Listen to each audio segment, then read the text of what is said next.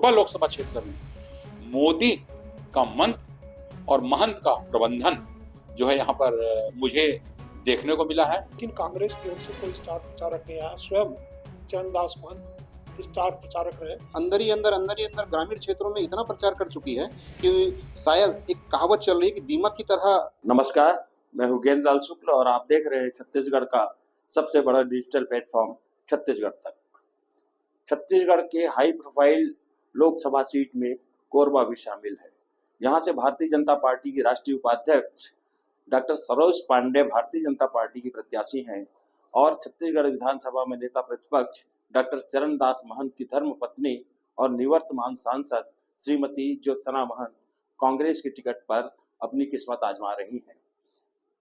तीसरे चरण में कोरबा लोकसभा क्षेत्र के लिए मतदान हो चुका है और लंबे समय से चुनाव के परिणाम की प्रतीक्षा की जा रही है। ये प्रतीक्षा 4 जून को समाप्त हो रही है। उससे पहले हम जानने की कोशिश करते हैं अंचल के वरिष्ठ पत्रकारों से कि दोनों प्रमुख पार्टियों का चुनाव प्रचार किस तरह चला और चुनाव परिणाम को लेकर संभावनाएं क्या हैं। आप सबका छत्तीसगढ़ तक में बहुत बहुत स्वागत है। सबसे पहले जायसवाल जी, मैं आपसे ये जानना चाहूंगा कि कांग्रेस पार्टी का जो चुनाव अभियान था वो कैसा चला? पूर्व की तरह ही व्यवस्थित ढंग से चला या उसमें कुछ नया कुछ किया गया?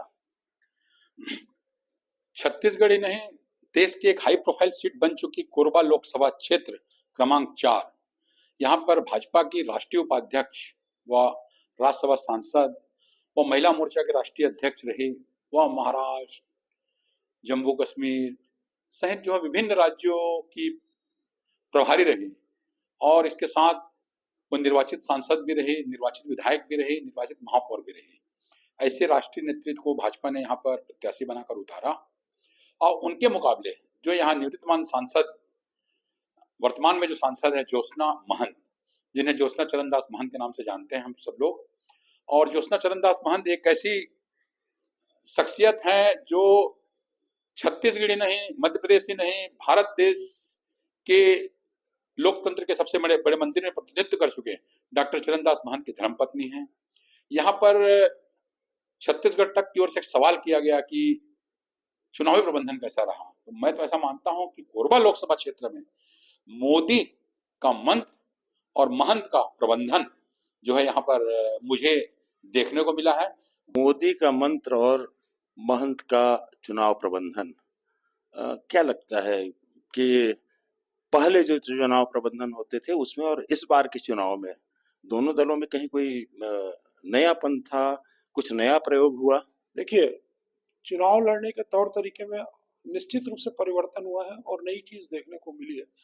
जहां भाजपा, यहाँ इसको जांजगीर कोरबा लोकसभा को हम बहुत हाई प्रोफाइल सीट मान रहे हैं क्योंकि हाई प्रोफाइल कैंडिडेट भी है। जैसे भाजपा की कैंडिडेट बहुत हाई प्रोफाइल कैंडिडेट है वो, इसलिए वो लगा कि भाई बहुत हाई प्रोफाइल सीट हो गई है। और चूंकि चरणदास महंत इस क्षेत्र का प्रतिनिधित्व करते रहे हैं, उनकी पत्नी दूसरी बार सांसद की चुनाव लड़ रही है, प्रबंधन, चुनाव प्रबंधन की बात देखें, कांग्रेस और भाजपा की अगर हम बात करें तो पहले जो भी यहाँ पर कांग्रेस भाजपा के प्रत्याशी जब से लोकसभा सीट बनी है लड़े हैं तो सब में बहुत हाई प्रोफाइल दिखता था प्रचार प्रसार। इस बार मुझे कांग्रेस में एक नई नीति देखने को मिली, चाहे वो जो नीति पार्टी की नीति हो या चरणदास महंत जी की नीति हो, ज्योत्सना महंत जी की नीति हो, कि भाजपा तो जरूर हाई प्रोफाइल चुनाव प्रचार करती रही, उनके बड़े बड़े स्टार प्रचारक आए, लेकिन कांग्रेस की ओर से कोई स्टार प्रचारक नहीं आया। स्वयं चरणदास महंत स्टार प्रचारक रहे, तो निश्चित रूप से उनको अच्छे चुनाव प्रबंधक के रूप में जाना जाता है। अब किसका चुनाव प्रबंधन भारी पड़ा वो तो 4 तारीख के बाद पता लगेगा। कांग्रेस और भारतीय जनता पार्टी के दोनों के चुनाव प्रबंधन में काफी कुछ नयापन था, कुछ कमी बेसी भी रही होगी। कांग्रेस के चुनाव प्रबंधन में क्या कमी देखा आपने इस पूरे चुनाव अभियान के दौरान?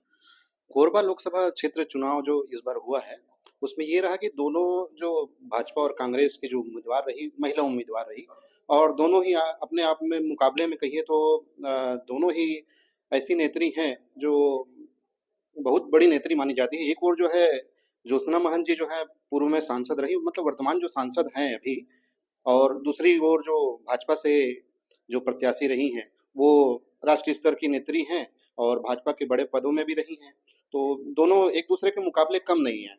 और बात रही प्रचार की, तो प्रचार के मामले में देखा गया जो भाजपा जो है, उसने शहरी क्षेत्र को ज़्यादा केंद्रित किया।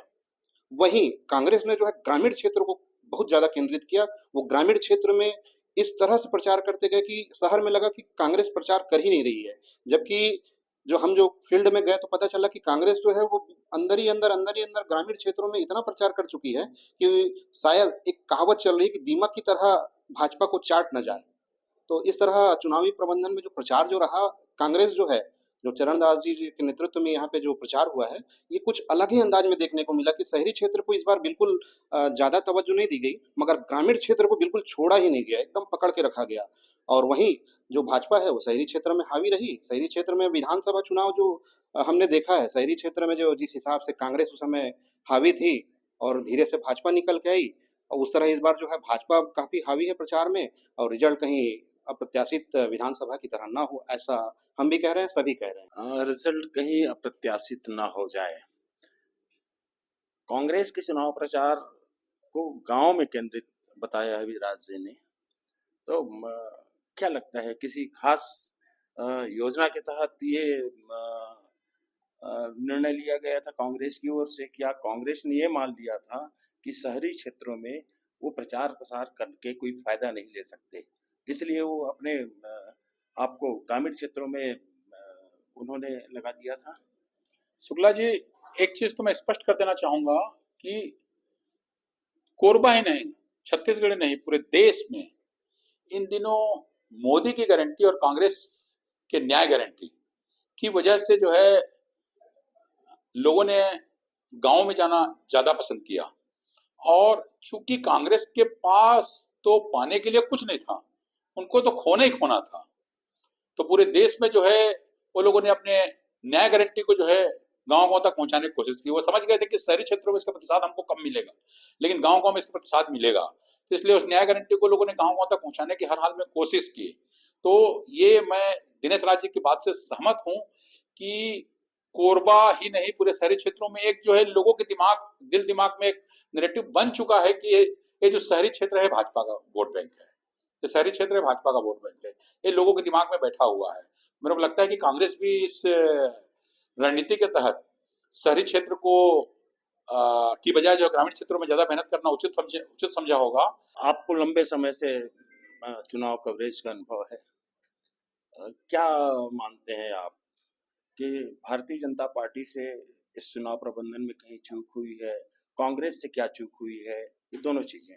देखिए, चूक तो परिणाम बताएगा या वो लोग खुद आकलन करें कि कहाँ पर चूक हुई है। हम वहां तक तो नहीं जाते हैं, उस स्तर पर कवरेज नहीं करते हैं, उस स्तर पर विचार नहीं करते। चूक होगी तो चुनाव परिणाम अगर गलत आएंगे तो उनकी चूक साबित होगी, नहीं होगी तो अच्छा है। सरोज पांडे बाहरी प्रत्याशी थी, ये आरोप कांग्रेस ने चुनाव अभियान के दौरान लगाया।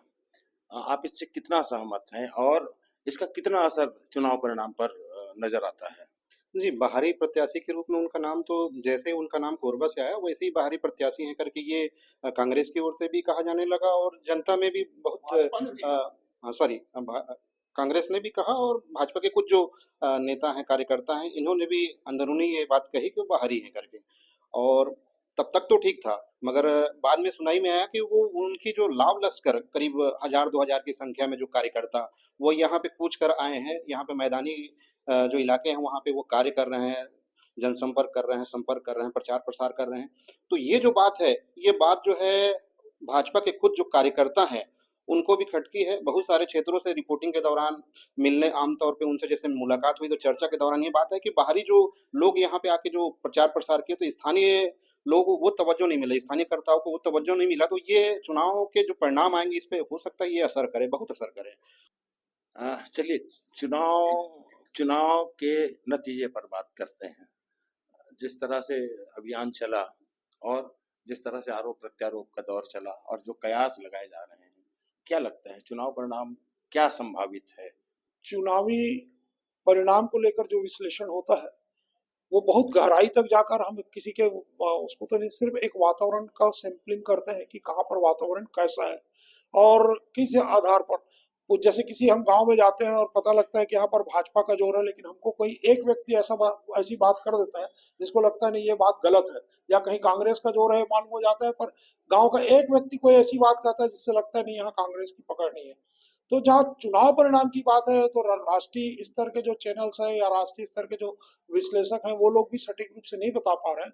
आपने सुना कि अंचल के वरिष्ठ पत्रकारों ने लोकसभा चुनाव कोरबा के परिणाम को लेकर अपनी राय जाहिर की है, और ये समझ में आ रहा है कि इस लोकसभा क्षेत्र में बहुत करीब का मुकाबला है।